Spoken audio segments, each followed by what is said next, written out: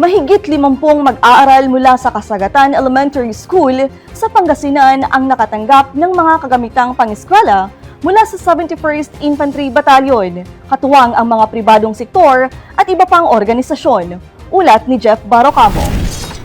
Mahigit 50 mag-aaral ng Kasagatan Elementary School sa Aguilar, Pangasinan ang nakatanggap ng tulong at serbisyo sa isinagawang outreach program na pinagtulungan ng pribadong sektor, kapulisan at kasundaluhan upang suportahan ang kanilang pag-aaral at kapakanan.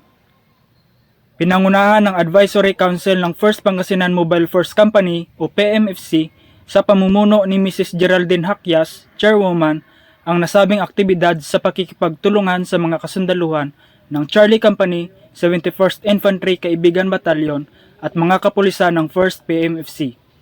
Bahagi ng kanilang advokasya sa pagsusulong ng edukasyon at paghubog ng kinabukasan ng kabataan na mahagi ang mga katuwang na organisasyon ng mga school bag, notebook, lapis at iba pang mahahalagang kagamitang pampaaralan para sa mga mag-aaral.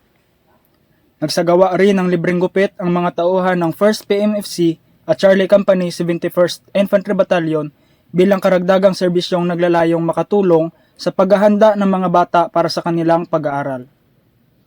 Ayon sa mga tagapagtaguyod ng programa, layunin nitong mabawasan ang gastusin ng mga magulang at mabigyan ng karagdagang inspirasyon ang mga mag-aaral upang higit pang pagbutihin ang kanilang pag-aaral. Nagpahayag naman ng taos-pusong pasasalamat ang pamunuan ng Kasagatan Elementary School sa lahat ng mga organisasyon at individual na nagkaisa upang maisakatuparan ang makabuluhang gawain ito.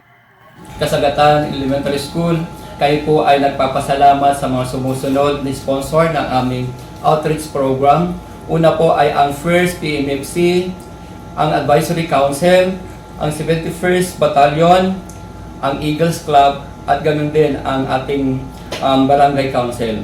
Kayo po ay taos-pusong nagpapasalamat sa inyong pong ibinigay na tulong sa mga mag-aaral na kung saan naniniwala po ako na ang mga ito ay magagamit nila sa pagpapaunlad at paglinang ng kanilang kaalaman.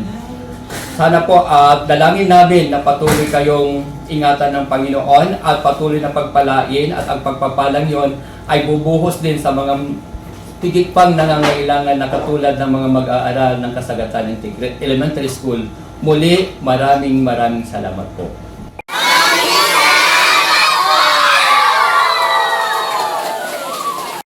Muling pinatunayan ng aktibidad na ang pagtutulungan ng pribadong sektor, kapulisan at kasundaluhan ay may mahalagang papel sa paghahatid ng serbisyong may malasakit at paglikha ng mas maraming oportunidad para sa mga kabataang Pilipino. Inaasahan naman ang mas marami pang kaparehong programa na magbibigay ng inspirasyon, pag-asa at suporta sa mga komunidad, lalo na sa sektor ng edukasyon. Mula rito sa mga Tarim, Pangasinan, ako si Jet Barocamo, ang inyong pamilyang kaugnay, para sa matatag na hukbong katiyan ng Pilipinas.